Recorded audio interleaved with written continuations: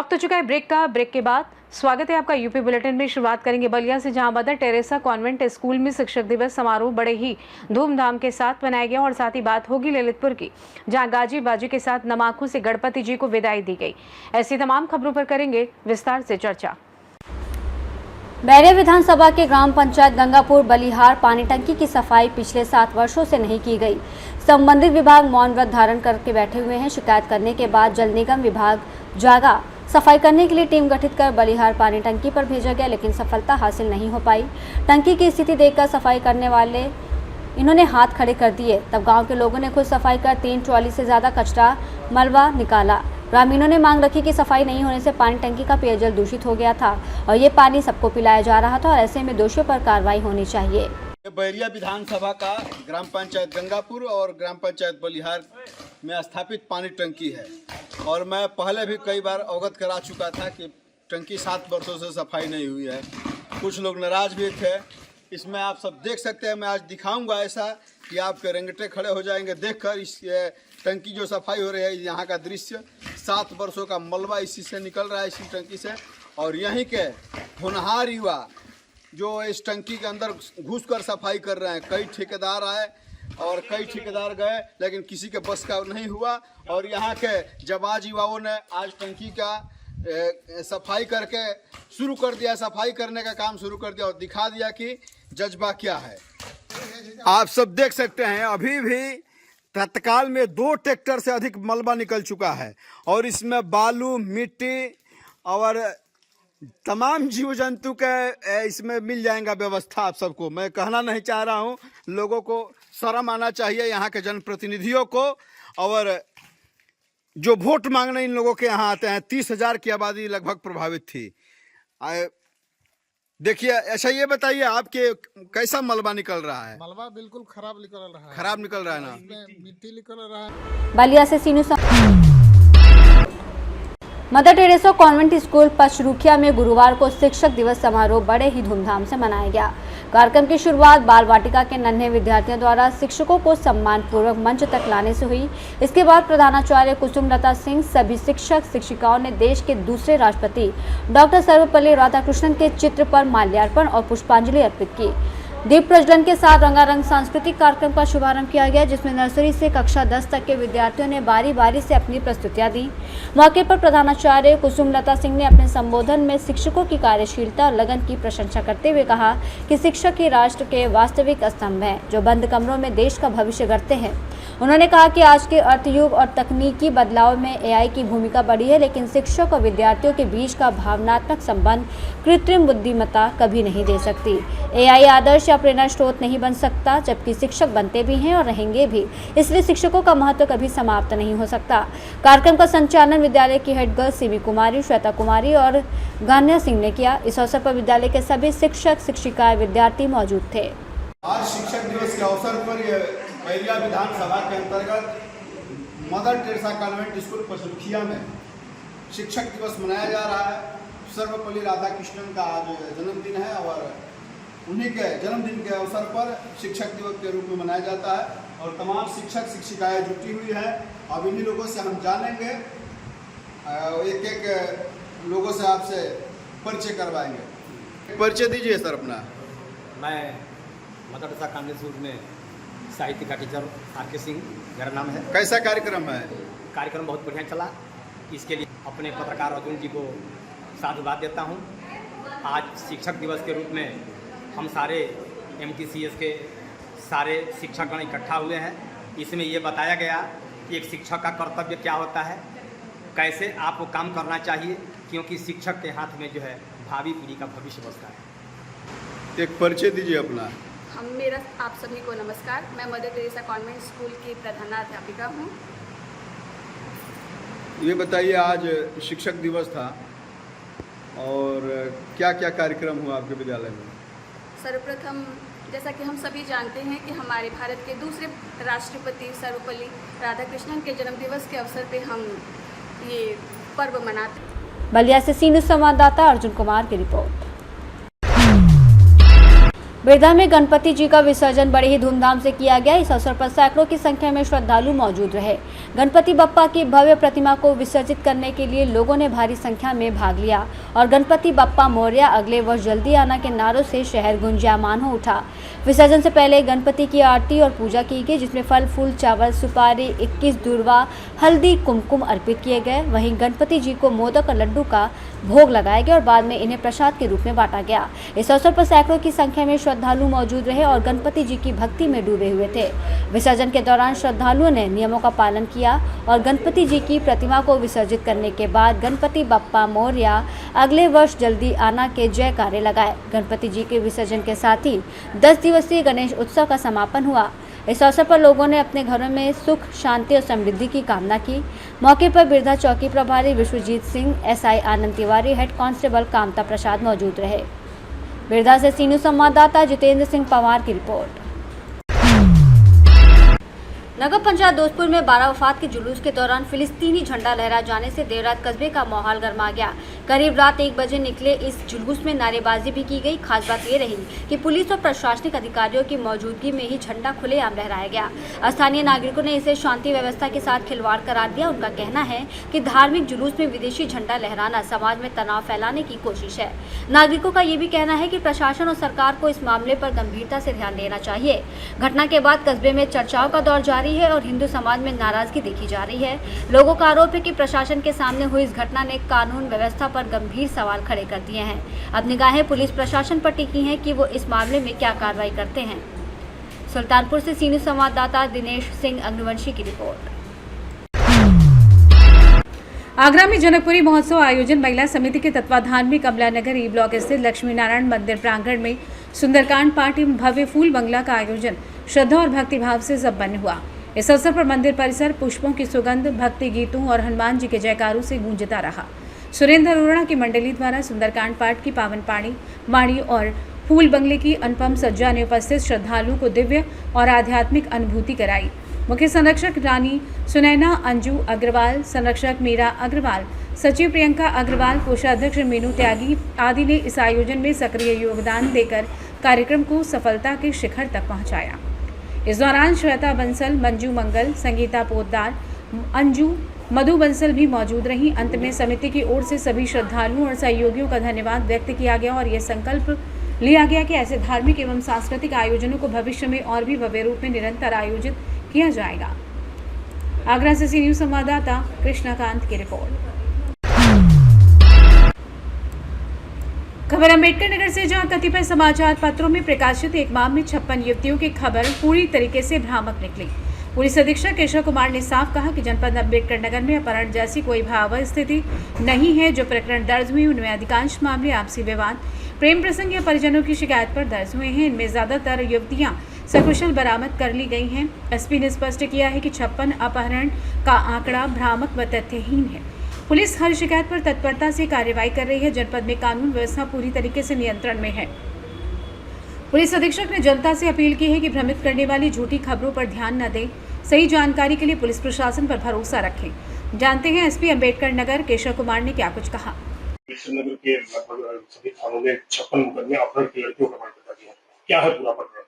देखिए, आज एक खबर दैनिक जागरण में प्रकाशित हुई थी कि एक माह के अंदर में सभी थानों में 18 थानों को मिला करके 56 लड़कियों का अपहरण हुआ है। और जिस तरीके से खबर प्रकाशित की गई है और जो उसमें कंटेंट लिखा गया है वो निश्चित रूप से भ्रामक रूप से उसको प्रस्तुत किया गया है। जो मुकदमे पंजीकृत हुए हैं उनमें से एक माह के अंदर में 49 लड़कियों की जो है सकुशल बरामदगी कर ली गई है। इनमें से अधिकतम जो प्रकरण है वो प्रेम प्रसंग में इलोपमेंट के प्रकरण है, जिनमें से 49 लड़कियों की बरामदगी कर ली गई है। और 5 प्रकरण ऐसे हैं जो 2 अलग अलग धर्मों से संबंधित हैं, जिसमें से 3 प्रकरण ऐसे हैं जिसमें से लड़के जो हैं वो मुस्लिम हैं और लड़की जो है हिंदू है। तीनों लड़कियों को बरामद कर लिया गया है। जो अभियुक्त हैं उनके विरुद्ध नियमानुसार साक्ष्य के आधार पर विधिक कार्रवाई कर ली गई है। 2 प्रकरण ऐसे हैं जिसमें लड़का जो है वो हिंदू है, लड़की जो है मुस्लिम है। इन दोनों में एक लड़की को बरामद कर लिया गया है और दूसरी लड़की ने माननीय हाई कोर्ट के समक्ष जो है रिट याचिका दायर की है। अम्बेडकर नगर से सी न्यूज संवाददाता अजय कुमार उपाध्याय की रिपोर्ट। जनपद एटा के कस्बा आवागढ़ में शाम के समय निकलने वाली अनंत शोभा यात्रा भगवान की शोभा यात्रा के उपलक्ष्य में मेला कमेटी के अध्यक्ष राजीव गुप्ता, महामंत्री प्रवीण गुप्ता, राकेश गुप्ता, ब्रिजेश गुप्ता, एडवोकेट, साथ ही वरिष्ठ पत्रकार विनीत गुप्ता व टीम द्वारा आए हुए अतिथिगण व सम्मानित जनों को सम्मानित किया गया। हवन पूजन कर वैश्य धर्मशाला मोहल्ला तिवारियान पर आयोजित किया गया। इस दौरान अलीगंज से पूर्व चेयरमैन प्रदीप गुप्ता व जसराना चेयरमैन सहित तमाम गणमान्य अतिथि गणों को सम्मानित किया गया। वहीं समूचे नगर आवागढ़ में विभिन्न आकर्षक झांकियों के साथ शोभा यात्रा निकाली गई। एटा से न्यूज संवाददाता अजय अगरिया की रिपोर्ट। खबर जिला ललितपुर के तहसील मडाबरा से जहां अनंत चतुर्थी पर गणपति बप्पा को भक्तों ने दी विदाई। श्रद्धालुओं ने भक्ति भाव से रोहिणी बांध पर नमाकों के साथ प्रतिमाओं का किया विसर्जन। आपको बता दें कि क्षेत्र के विभिन्न स्थानों पर भक्तों द्वारा गणपति बप्पा की झांकी सजाई गई थी। बच्चों ने भी छोटे स्वरूप में बप्पा को घरों में विराजमान कराया था। 10 दिन तक सुबह शाम बप्पा की आराधना करने के लिए भक्तों की पंडालों में खूब भीड़ उमड़ी। 10 दिन की आराधना के बाद अनंत चतुर्थी पर विधि विधान के साथ प्रतिमाओं का विसर्जन शुरू हुआ। प्रमुख रूप से कस्बे के रोहिणी बांध पर गणेश प्रतिमाओं का विसर्जन हुआ। सुबह से ही भक्तों द्वारा विसर्जन का सिलसिला चला। भक्त बप्पा को वाहनों में सवार कराकर विसर्जन तक बड़े धूमधाम के साथ ले गए। रास्ते भर भक्त डीजे की धुन पर नाचते नजर आए और खूब गुलाल उड़ाए। रोहिणी बांध पर आरती करने के बाद पुलिस प्रशासन की सुरक्षा के बीच प्रतिमाओं को भक्तों ने नम आंखों से विदाई दी। गणेश प्रतिमाओं के विसर्जन को लेकर पुलिस प्रशासन भी चौकन्ना रहा। ललितपुर मडावरा से सी न्यूज संवाददाता राकेश कुमार वैद की रिपोर्ट। ललितपुर जिले के सतरबाज ग्राम में उस वक्त हड़कंप मच गया जब मध्य प्रदेश से आए 5 बदमाश 4 पहिया गाड़ी में सवार होकर गांव पहुंचे। ग्रामीणों के अनुसार बदमाशों के हाथों में अवैध कट्टे थे और उनका इरादा गांव के ही एक व्यक्ति पर हमला करना था। पीड़ित पति का आरोप है कि इस वारदात के पीछे उसकी ही पत्नी ने षड्यंत्र रचा और बदमाशों को बुलाकर उसकी हत्या की साजिश रची। घटना की भनक लगते ही गांव में अफरा तफरी मच गई। बदमाशों को देखकर ग्रामीणों ने तुरंत घेराबंदी कर दी। इस दौरान 5 में से 2 बदमाश ग्रामीणों के हत्थे चढ़ गए जबकि अन्य फरार होने की कोशिश करने लगे। वहीं मौके पर पहुंची पुलिस ने ग्रामीणों की मदद से पकड़े गए बदमाशों को हिरासत में ले लिया और उनके पास से बरामद अवैध कट्टे जब्त कर लिए हैं। पुलिस का कहना है कि आरोपियों से सख्ती से पूछताछ की जा रही है। भागे हुए अन्य 3 बदमाशों की तलाश तेज कर दी गई है। पीड़ित पति द्वारा लगाए गए आरोपों की भी जांच की जा रही है कि उसकी पत्नी ने ही हत्या की नीयत से बदमाशों को बुलाया था अथवा नहीं।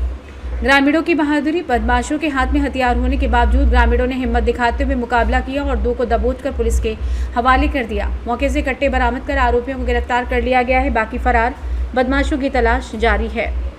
वहीं पति ने पत्नी पर हत्या की साजिश रचने का गंभीर आरोप लगाया है। नाम है आपका, कहाँ के निवासी? हम साहब गौरी शंकर सोनी, हम सतरमास के निवासी हैं। क्या समस्या है साहब? अब ये आतंकवादी मंगवाए इनने 4-5 8-10 दिन से ये लड़ रही। अब इनकी बाप मताई ने कही के लवा ले जाओ बच्ची को पढ़ाउने हैं जब मोड़ी नाचनी है।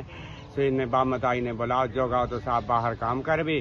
तो फिर जो आओ लवा भी गाओ तो फिर जो लवा ले आओ और फिर साहब जा 5 जनन को फ़ोन लगाओ।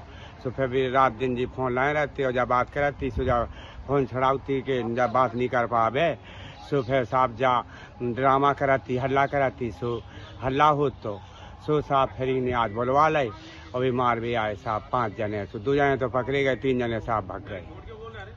कौन है ये महिला? महिला आपकी कौन है? जी हमारी है बहू साहब, बहू है साहब जा। क्या नाम है आपका, कहाँ के निवासी हो? मेरा नाम है दिनेश सोनी, ग्राम सतरमास के निवासी हूँ। और ये बात करती थी।